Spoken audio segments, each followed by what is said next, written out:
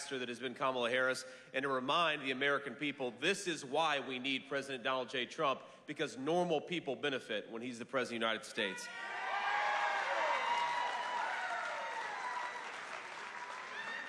But first, let me say just a few words, and then we'll take some questions from reporters. But let me just start out by saying that Kamala Harris has been such a disaster as Vice President of this country that everywhere she goes, chaos and uncertainty follow. We have got a war in Europe. We have got a war in the Middle East that threatens to spiral out of control. We've got chaos in the world financial markets. Everything that Kamala Harris touches has been a disaster, and we have got to kick her out of the United States government, not give her promotion.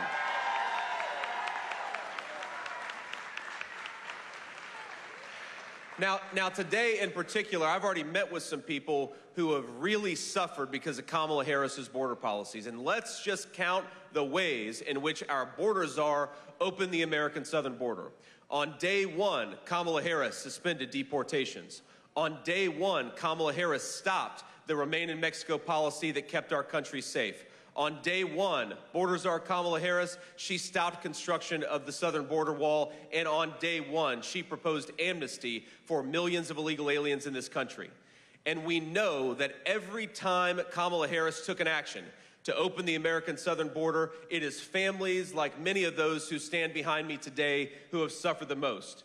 And now, for the past 2 weeks, Kamala Harris has been saying that she wants a promotion. I think we ought to say to Kamala Harris, you're fired, and rehire Donald J. Trump as President of the United States.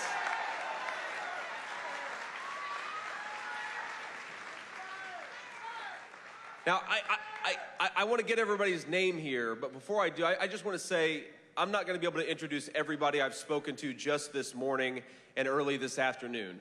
But you've got people who have lost loved ones just in the last few weeks to gun violence because we won't lock up violent criminals in this country anymore, thanks to the policies of Kamala Harris. You've got children who have been orphaned, who have been bouncing around foster homes because Kamala Harris's policies allow this terrible fentanyl into our country that orphan these poor kids. And you've got parents who have lost loved ones, who have lost children, because we keep on allowing the Mexican drug cartels to turn our country into a drug trafficking zone. It is normal people who suffer when Kamala Harris refuses to do her job, and it is normal people who stand to benefit the most when we re-elect Donald J. Trump, President of the United States. And that's what we're going to do, right? That's exactly what we're going to do. So I want to make sure I get these names right, but I want to thank Dave Torres for being here. Great American. Amanda Navarro is here with us. We've got Jack Kilkus and we've got Terry Stark. Again, these are people whose loved ones have suffered and some cases died because Kamala Harris doesn't do her job. And I want to invite a few people up to just give some personal testimony. And before I do, I want to say what amazing personal courage it takes to be here and to be willing to offer your personal story. I know it's not easy, and I know this is sad, heart-wrenching stuff, but the American people need to understand what are the consequences of screwing up this election, and so I appreciate you all being here very much. So first, I want to start with Denise and Mike Trask. Trask, you guys want to come up here? Thank you all. God bless you.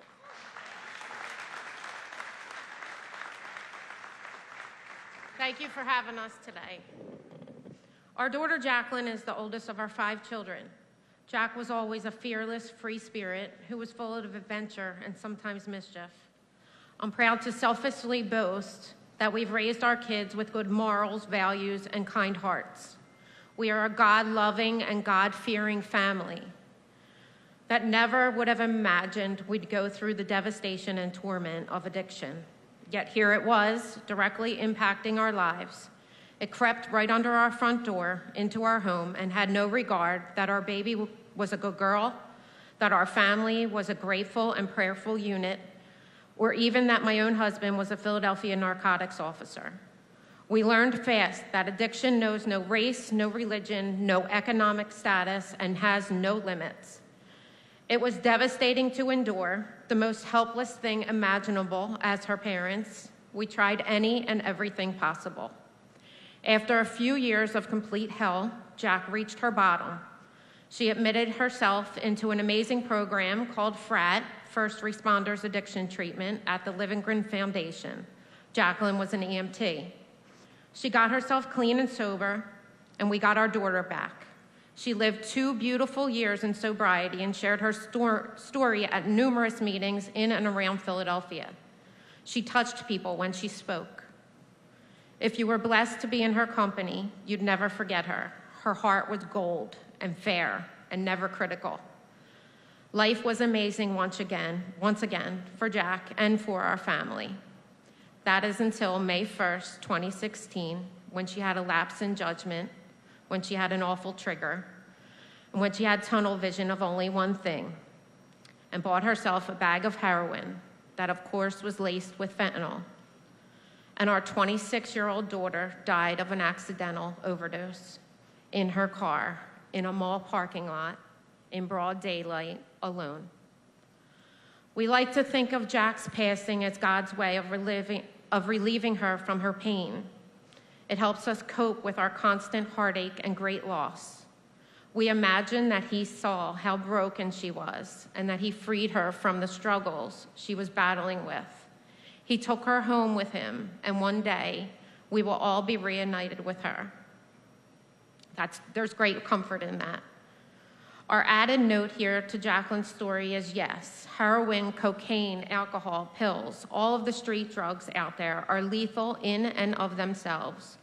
But the fentanyl coming right into our country, our cities, and our neighborhoods is killing thousands and thousands of people every day. It's tremendously deadly, and we're losing our loved ones at an alarming rate because of its potency and infestation into the illegal drug market. The border travesty that this current administration has neglected, allowed, and even supported is infuriating and, quite frankly, complete lunacy on multiple levels. I pray we get ahead of it. I pray our borders are secured once again. I pray for all those affected by addiction and all of its ugliness. I pray it never touches my other children who work every day as public servants for this city as a police officer and a medical professional. And lastly, I pray that our country is restored again, safe again, respected again, economically stable again, and elects our former President Donald J. Trump again, along with U.S. Senator JD Vance as his vice president in November. Lord, hear our prayers, and let's make America great again.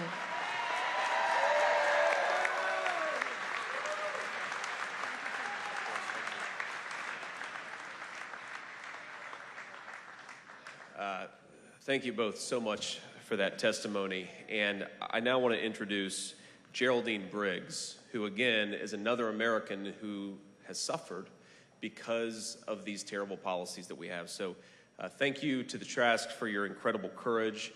And Geraldine, would you come say a few words too?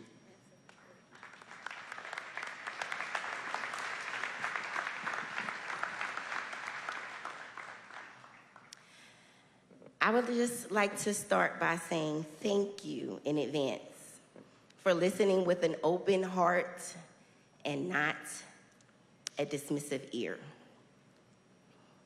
As a young melanated woman from Philadelphia, I feel compelled to address the opioid crisis that is affecting our communities in Philadelphia, and a city that I love has been impacted by crime. I've watched an incline in numbers of homeless people, drug addicts, and murderers than ever before, dare I say it, since President Biden has been in office. Democrats' soft on crime policies have led to the city I once knew to become unrecognizable. Unfortunately, I've had to deal with witnessing opioid addiction firsthand. For many years now, I have a brother that battles with this addiction. Today, way more than before, it's too easily accessible, which means it doesn't stop in our communities. These are not racially profiled drugs. The rehabilitation centers prove that. This crisis knows no demographic, income, family history. It affects millions nationwide. Democrats claim to have cleaned up the streets in Philadelphia, but it has not worked. The border crisis has led to an influx of drugs coming across the border and impacting families like mine throughout the city. This crisis has gotten even worse under Biden-Harris. Biden and Harris are not doing anything to help us. What would it change under Kamala? What happens when it hits your neighborhoods, your homes? My mother keeps Novocaine in her closet just in case my brother does not awake on his own after taking drugs. You can purchase opioids from just about anywhere besides in-store purchase. And what are Democrats doing about this? Nothing. Democrats have and continue to turn a blind eye, bringing the crime rates all the way up. People are killing to steal it. People are killing to maintain territory, selling it. And people are killing themselves using it. I'm sorry.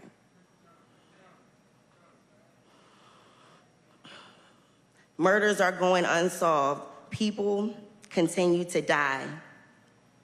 A lot of us continue to live in fear in our communities. We need leaders who will restore our once beautiful cities and towns. We need leaders who will not make us walk into a drugstore and have to ask an attendant to get an Advil, everyday items, out of locked glasses, because the store gets robbed every day. We need President Donald Trump and Senator JD Vance to be our next president and vice president, or our beloved Philadelphia will continue to spiral. This has to end, and I am proud to be one of the voices that stand against it.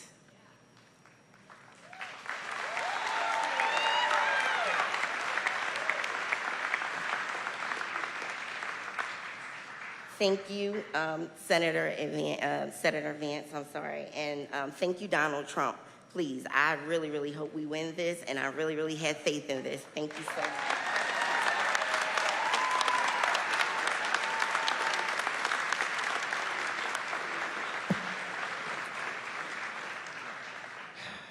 It's tough not to admire the courage of the two families behind me, but I have to ask, why is it necessary? Why are they suffering? And the answer is because we have a leadership that is failing them. I want to tell my own personal story here because it touches on a little bit of what they talked about. You know, I remember when my own mom struggled with addiction, and my grandmother raised me for a big chunk of my early life. And I remember after one particularly bad overdose, sitting beside her bed and being just angry that mom had taken this stuff to begin with, but then just desperately hoping and praying, Jesus, please let her wake up from this. And that's what addiction does to our families. It sort of combines this incredible frustration, but also we still love the people who suffer, and we still want them to get better, even when we're frustrated when they take a wrong turn. But what I got with my mom, who's been clean and sober for nearly 10 years now, thank you.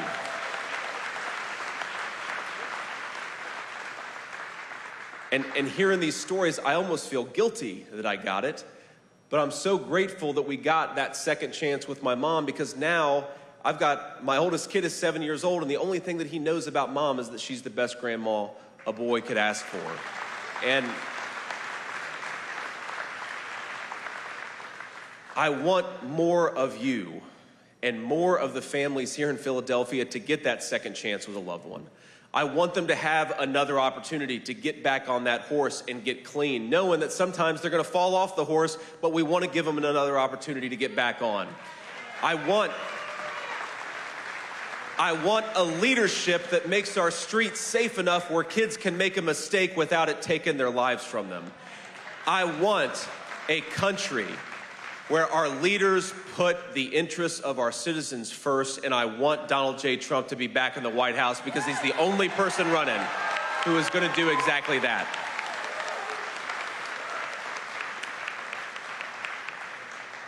Now, I want to say just two things here before I take some questions from the media. The first is, again, thank you all for being here. Seriously, I cannot tell you how grateful I am. We could do so much better. We could do so much better in this country with better leadership. We could give kids those second chances, and we could make sure that the next time we're here in Philadelphia, we're hearing stories of triumph and hope, of second chances successful, and not of kids who have lost their lives. We've just got to have better leadership. But the second message I want to leave you with, and this is for the media, because there are real stories to tell. There are real heartbreaks and real stories of hope and triumph. But there is a person who is asking, she's going to be here later today, Kamala Harris, our border czar, is asking the American people to make her the next president of the United States. And yet for 16 days and counting, the American media has been unable to ask her a question. Now, agree or disagree with me and President Trump, nobody would dispute that we will go anywhere and we will talk to anyone and we will answer any question because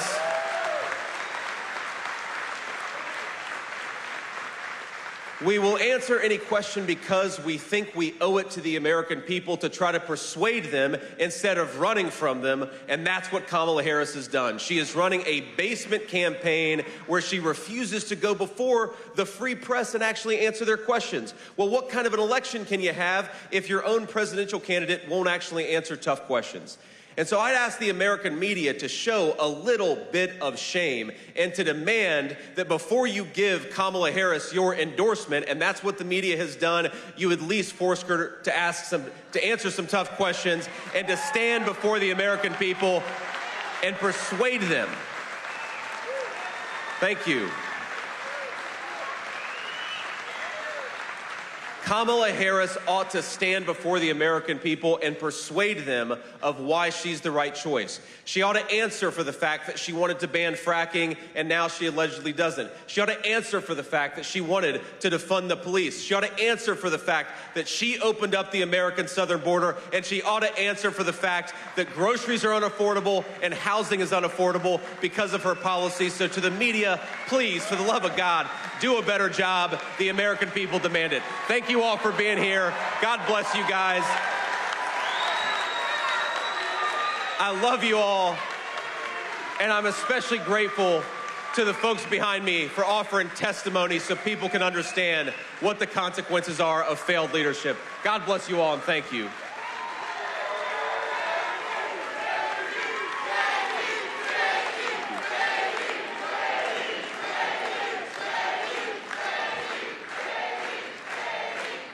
All right.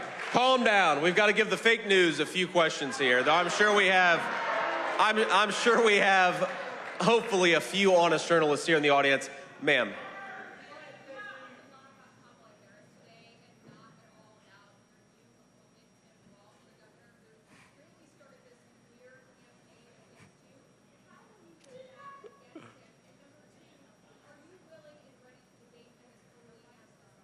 So first of all, the reason I didn't say a whole lot about Tim Walz is because the Democrats have showed a willingness to pull a little switcheroo on us. So I don't even know if we're actually going to get Tim Walz out of this campaign. And I think that a lot of us are asking ourselves, well, it's not going to be official until the Democrats actually nominate him, I guess, at their convention next week. So that's the first reason. The second reason is, look, Tim Walz's record is a joke. He's been one of the most far-left radicals in the entire United States government at any level. But I think that what Tim Walz's selection says is that Kamala Harris has bent the knee to the far left of her party, which is what she always does.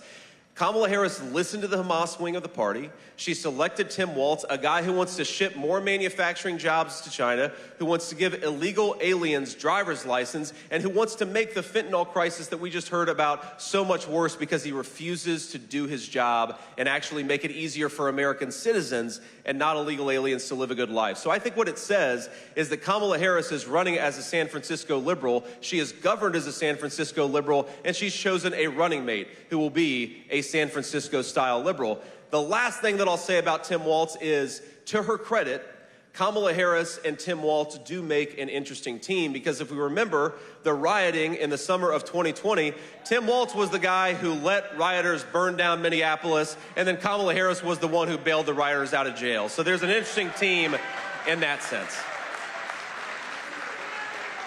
Sir.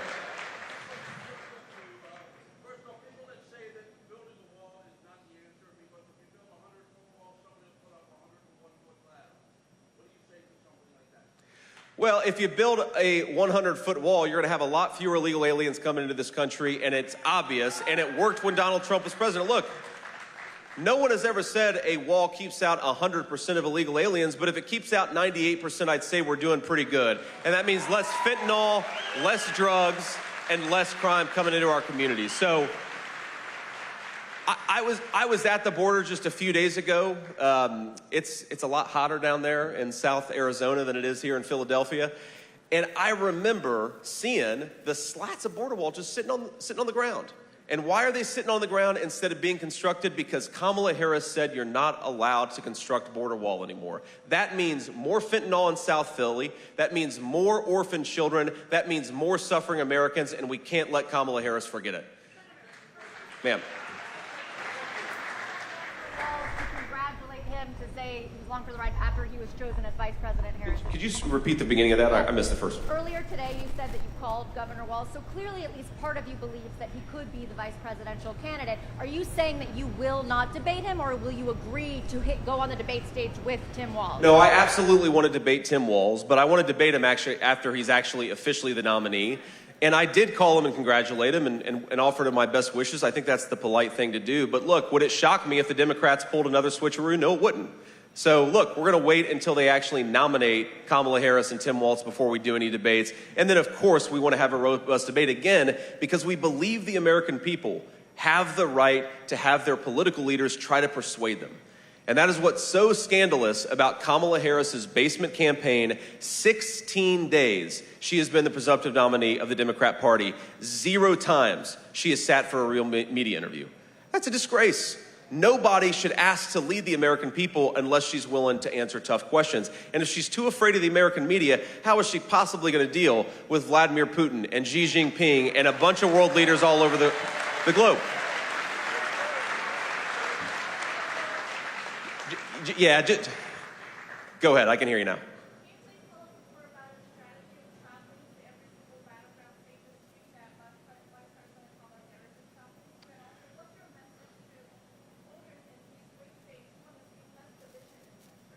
Well, my message to voters who want to see less division, look, I want to see less division as well, but division starts at the top.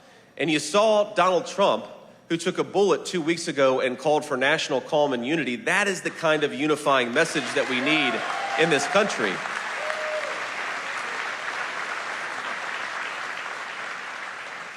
But we're not going to have real unity in the United States of America when you have a border czar who's running as president of the United States who welcomed cartels and welcomed drugs into our communities. The division comes from bad leadership. We fix the bad leadership, and I think we have a great country from people from all political walks of life. Unity will come, but only after we get rid of the bad leadership. And you asked about the strategy. Look, the strategy is simple.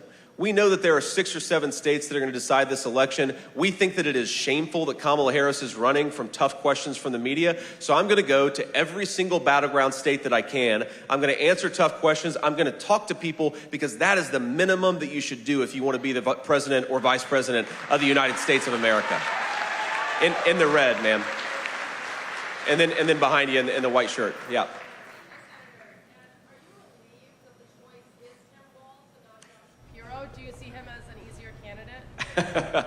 Well, look, the only thing I'll say about Josh Shapiro is I genuinely, there's some fans out here. I genuinely feel bad that for days, maybe even weeks, the guy actually had to run away from his Jewish heritage because of what the Democrats are saying about him. I think that's scandalous and disgraceful. Whatever you believe or whatever disagreements on policy you have about somebody, the fact that that race, the vice presidential race on the Democratic side, became so focused on his ethnicity, I think is absolutely disgraceful, and it's insulting to Americans, whatever background you're from. But look, I'm not relieved or non-relieved about who Kamala Harris chose because, look, Kamala Harris is the problem. Kamala Harris was the border czar. Kamala Harris has had the policies that have caused so many people to needlessly suffer. We're going to run against Kamala Harris because she's the problem, and she's the one asking to be the people's president of the United States. Though I say she's not actually asking. She's given teleprompter speeches. She's given scripted remarks. She's not actually doing the bare minimum we should expect of a person who wants to be the people's president. Yeah. The choice of Tim Walz, the argument that was made for him is that he will help Democrats in the Midwest with white working class voters, perhaps. Can you address that argument? Look, I'm skeptical that whoever the VP nominee is, most people are voting at the top of the ticket. But here's the thing about Tim Walz. Look, Tim Walz is a guy who wants to take children away from their parents if the parents don't agree to do sex changes and the school wants to. That's crazy, right? A fundamental violation of parental rights. Tim Walz is a guy who wants to ship more and more American manufacturing jobs to China. He said it on camera in the name of the green energy scam. Well, if you care about the environment, and I certainly do, why are you going to ship American manufacturing jobs to the dirtiest economy in the world? Why wouldn't you keep them right here in Pennsylvania, in Philadelphia, in the places that really need it? This is a guy who, when rioters were burning down the biggest city in Minnesota, was actively cheering them on. You think the black business leaders in Minneapolis are grateful, the working class business leaders are grateful that Tim Walz allowed rioters to burn down their businesses? You think that people are grateful to have a guy who wants to ship manufacturing jobs off to China? There's no way the American people are going to buy it. It just doesn't make sense. And again, the biggest problem with the Tim Walz pick, it's not Tim Walz himself, it's what it says about Kamala Harris. That when given an opportunity, she will bend the knee to the most radical elements of her party. That's exactly what she did here. That's what she's going to keep on doing as president. That's why we got to elect Donald J. Trump, President of the United States. And I'll take just a couple more here, and then we got to hit the road. Thank you all. Senator, do you think you have any similarities with Walz? And you're both from the Midwest, and you work in the... Can you start that again? Yeah, do you think you have any similarities? And you can talk about like common ground that you share with Walz. Well, look, I mean, yeah, we're white guys from the Midwest. I guess there are similarities there. But what's different is the actual ideas about how best to serve people, white, black, or anything else, in the Midwest and everywhere else, right? I can't believe this is a guy who tries to claim that he stands for working people, and yet he wants to pursue energy policies that are going to ship everybody's job to China. In some ways, what Tim Walz represents is doubling down on failed 30 years of leadership in this country where we don't make enough of our own stuff, we don't use enough of our own workers to make enough of our own stuff, we rely on everybody else for energy instead of American citizens, and then we throw open the southern border to make our communities less livable and less safe. He is the double down choice for failed leadership, and again, Kamala Harris selected him. I don't know why, but I think it's because she's fundamentally a radical herself and she wanted a partner in crime. Ma'am. Can we talk a bit about foreign policy? Yeah, sorry. Let's talk a little bit about foreign policy. Could you tell me how you handle the two largest conflicts in the world today, that being in Ukraine and also in Israel? Not so much what has been done wrong, but what you would do going forward. Well, I think the most important thing you got to do is kick Kamala Harris the hell out of office, right? I mean, that's going to make the world a lot more safer and more secure. Look, in Israel, I think it's actually very simple.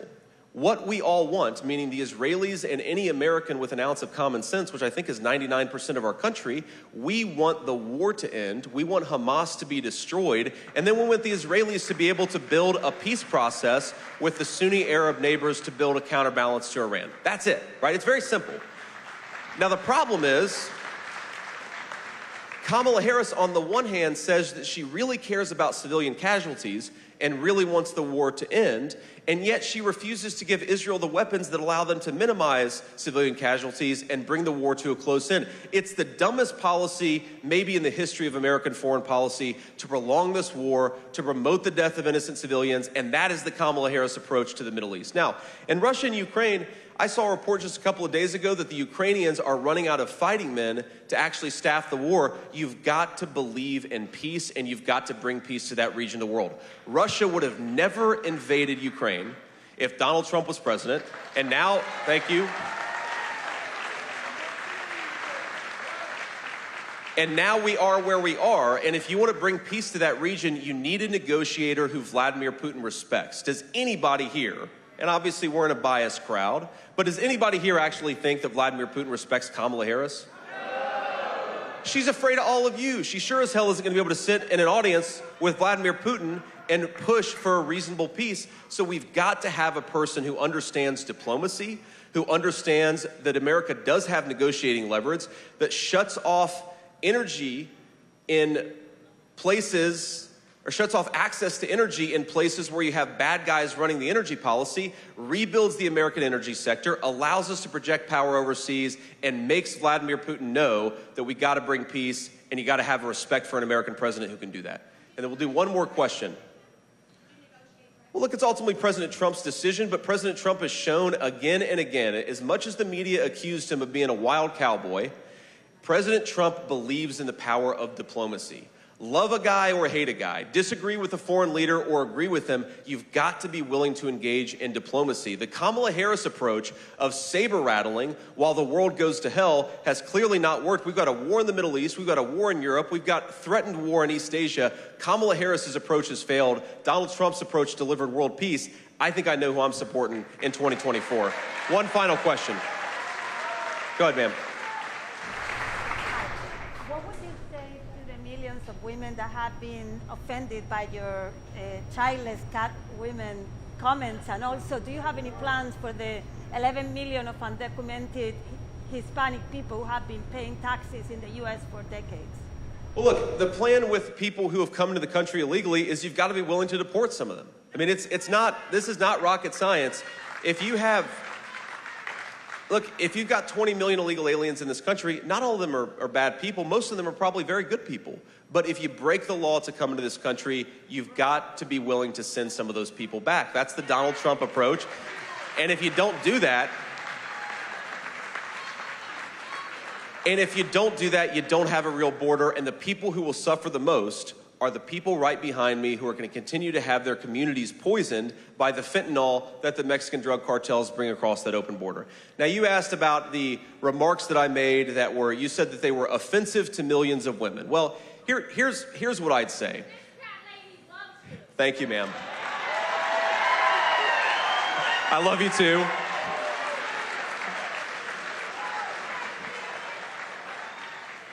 What I said is very simple. I think American families are good and government policy should be more pro-family. Now, if the media wants to get offended about a sarcastic remark I made before I even ran for the United States Senate, then the media is entitled to get offended. You know what I'm offended by? I'm offended that normal Americans can't afford grocery prices. I'm offended that Kamala Harris opened up the American southern border and allowed fentanyl to come into our communities. And I'm offended that she wants to be the people's president, but she won't even answer tough questions. That's what I'm offended by, and I think that's what most Americans are offended by too. And I guess on that note, I should say, thank you all for having me. It's great to be here. If I can ask you to just do one thing. We have got thank you. We have got an incredible amount of momentum. We've got an incredible amount of capacity to win this race, but it's going to require every single one of us doing everything we can. So, our national motto is "In God We Trust." God tells us to hope and not despair. So let's get out there, let's work the phones, let's knock on the doors, let's get everybody out there to vote, and let's re-elect Donald J. Trump, President of the United States. I know I can count on you. God bless you guys. I love you. Thank you.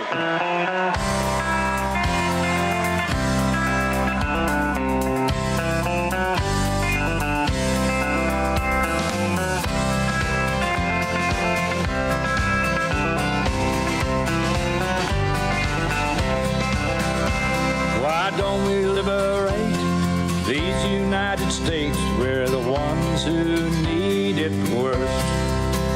Let the rest of the world help us for change.